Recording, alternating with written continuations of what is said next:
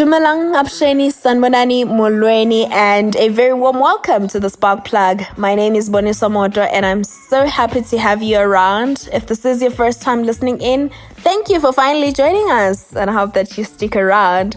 But if you are a returning listener, I am so appreciative of your support. Honestly, I do not take it for granted. Thank you so much.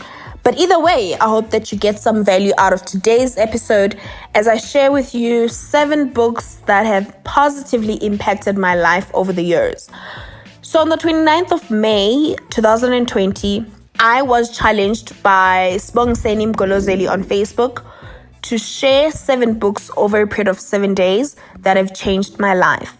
And then on the 9th of June, 2020, I got the same challenge from a dear sister of mine, Yezulu Dube, who in addition also challenged me to do this podcast. Well, she didn't really challenge me. She asked nicely. She said, would you care to do, So I decided that I will just collate the list of books and do it over a podcast instead of Facebook. Instead of over a period of 7 days, I'll just do it over hopefully 15 minutes, a podcast, and I get to share it with you. So let me not even waste any further time. Ngaphandle kokupholisa amaseko, angene kuzona incwadi yokuqala eyashintsha impilo yami, and ngiyajabulela ukuthi ngikusho ngesiZulu lokho ngoba yayishintsha quite literally. Hey guys, my life was taking a turn I wasn't liking. It was taking a turn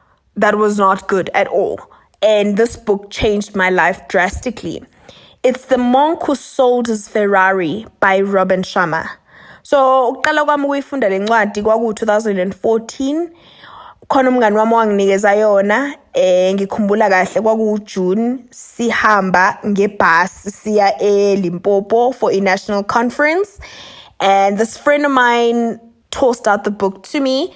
And I started reading it in the bus, but I ended up completing the book over December holidays in 2014. After reading the book, I cut my hair. That's how drastic it was in terms of just changing my life. I cut my hair. I had started writing down goals, and it really just gave me a fresh start. It gave me a clear slate to say, okay, you've messed up, because I had messed up. I had messed up my life quite thoroughly. And it said, okay, here's a new start, and here's how you go about it. So this book just gave me that, and I was able to just change my life around, started doing things differently, started thinking differently, and started really having different feelings about my goals and about what I wanted out of life. So The Monk Who Sold His Ferrari by Sharma is book number 1. Book number 2, The Law of Divine Compensation by Marianne Williamson. I actually have it in my hand right now as I am recording this. I first read it in 2016. I was doing my final year. This book is said to be on work, money, and miracles. So when I first saw it, I thought to myself, I really want to understand how money works and how miracles work, but I also want to get a job because I was doing my final year university, and I was going to have to start, trying to find opportunities of employment. So I thought, okay, let me read this book. What this book basically talks about, it talks about the fact that we shouldn't spend our time worried about what we see. It basically just expands on that verse that says, for we walk by faith and not by sight. And I just really want to leave it at that. I don't want to get into too much detail, but it's a great book. It changed my life drastically, especially in terms of how I think about money, how I think about possibility.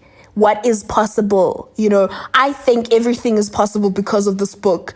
And, a lot of people that are close to me will tell you that I have this weird and big dreams that I don't even know how will I achieve them. But because I know that everything is possible because of this book, I go on and dream, and the dreams just become a reality, one dream at a time. So yes, Marianne Williamson, The Law of Divine Compensation is book number 2. Book number 3, to quote myself, by Khaya Dlanga. Khaya Dlanga, a South African professional who has done tremendously well for himself, tells his story from childhood to when he was engaged in doing big campaigns for companies such as Coca-Cola. So the story of Khaya Dlanga is a story of inspiration. It is a story of from rags to riches. It is a story of you can come from nowhere and still have greatness bestowed upon you. It is a story of, yes, it's going to get hard. Yes, there will be a lot of challenges, but you just have to take it one step at a time until you get to the light. It's going to be dark sometimes, but rest assured, the light is a couple of steps away. So you just have to keep taking one step at a time until you get to the light. So I love that book.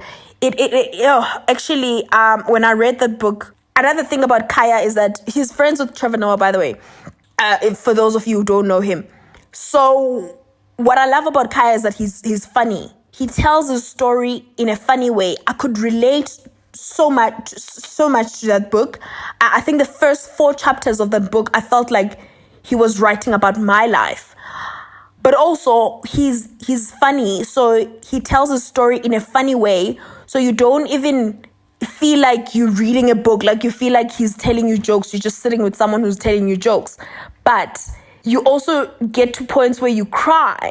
But because also he's telling these sad stories in a funny way, you cry and laugh and like just be all sorts of confused. But it's a great book. Like, let me just not even spoil it for you.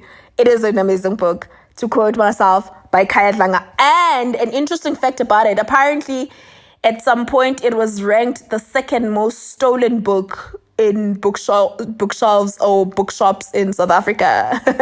Second to the Bible. Apparently the most stolen book is the Bible. Why are you guys stealing the Bible? Why are you guys stealing the Word of God? Anyway, book number 4 is Conversations with God by Neal Donald Walsh. So this book changed my life. And at that time, I read it in 2016 as well. At that time, I thought it changed my life in a bad way because I didn't feel good after reading this book. But it was only a couple of months and years later that I realized that this book made me a much more open-minded Christian. It made me a much more open-minded person. And I needed to be that kind of person if I want to get the things that I want to get out of life, and if I want to be the leader and the prominent person I want to be in the world. I have to have a very open mind. So by the way, it's a 3-series book. So it's got book 1, 2, and 3. I only read book 1. I'm yet to read book 2 and 3, but I think I will still have to go back to book 1 in order for me to have that sequence. And so it's a 3-part book, book 1, 2, and 3, but I only read book 1. Conversations with God by Neal Donald Walsh. Book number 5, Think and Grow Rich. I love the fact that sorry, I just got distracted. The list of books that I've given, there's a variety. First book, The Monk Soldier's Ferrari, is a self-help. Second book is a spiritual book. Third book is a memoir based on a true story. Number 4 is again spiritual. Yeah. And then book number 5 is again self-help. Think and Grow Rich by Napoleon Hill. Think and Grow Rich by Napoleon Hill.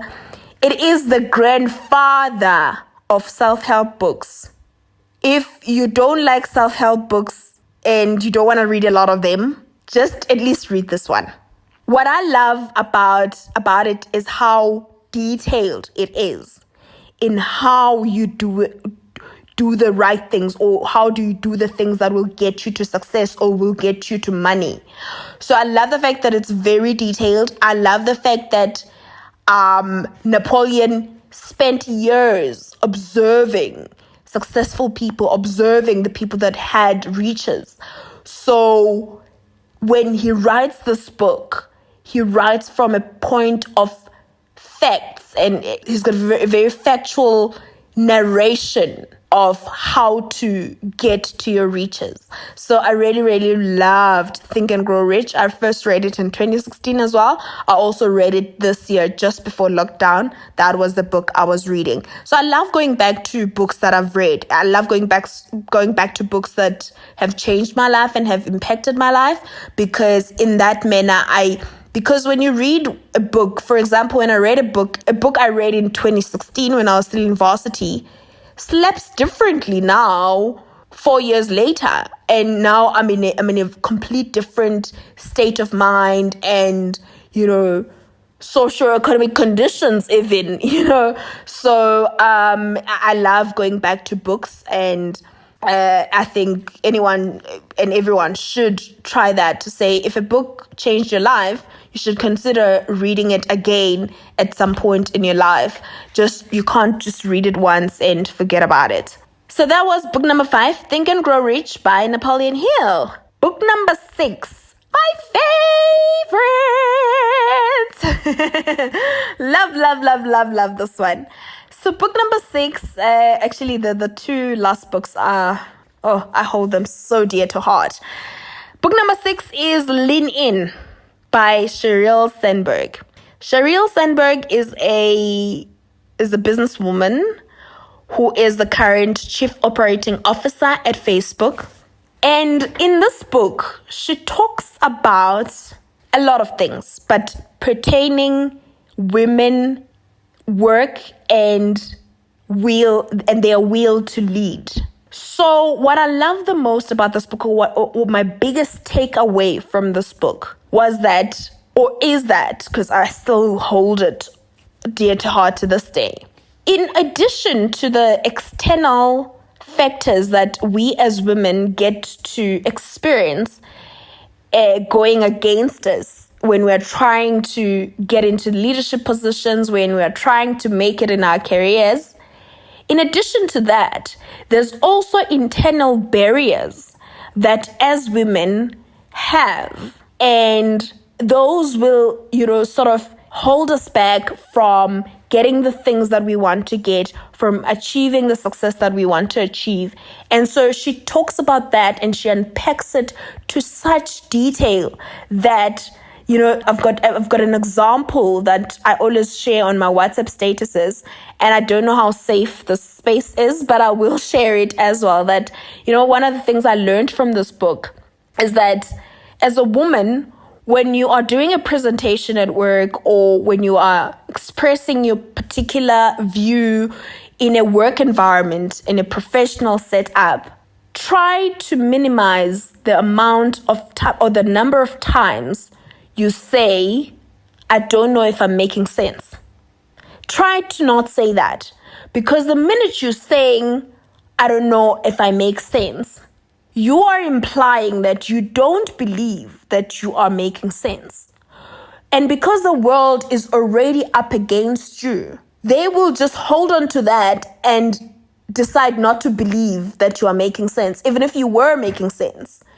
So it's very important to watch and listen carefully to what you say, and listen carefully to your thoughts as well as a woman about yourself and about your abilities.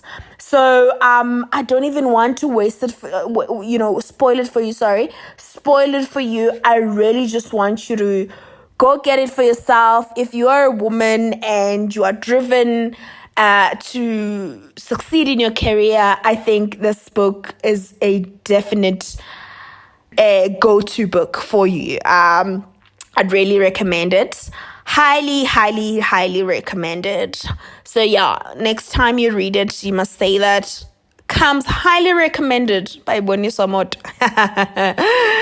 Anyway, last but definitely not the least. Oh my God. I love this book. It is without a doubt my all-time favorite. I say this without even holding back. It is my all-time favorite. You can wake me up at midnight and ask me what's my all-time favorite book. I'll tell you that it is The Greatest Salesman in the World by Mandino. What I love about this book is that, and the reason it's at number 7, is that it talks to all the other books that I've outlined. It has elements of all the other books. It has elements of spirituality. It has elements of business. It has elements of encouragement.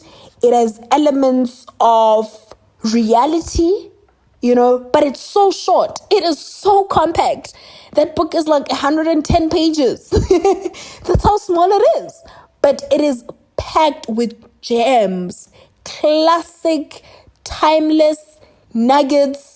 I can't even explain it, but it is a must read. It is 110 pages long. It's not even that long.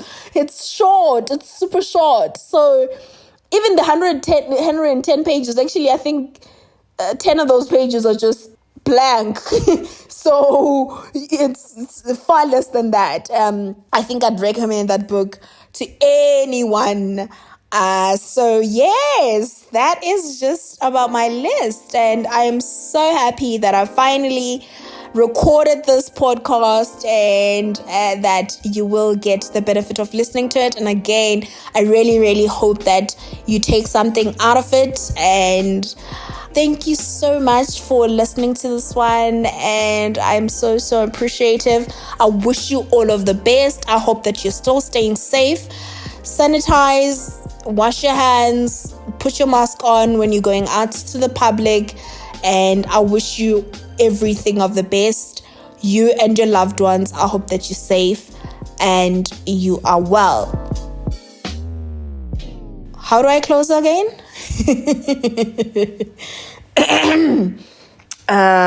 Let's do this. Until next time, God bless. Okay, no, maybe not. Until next time, God bless. Okay, this is the final one. Please do engage with me on my social media platforms at Boniso94 on Twitter and Instagram, Boniso Modo on Facebook. Until next time, God bless.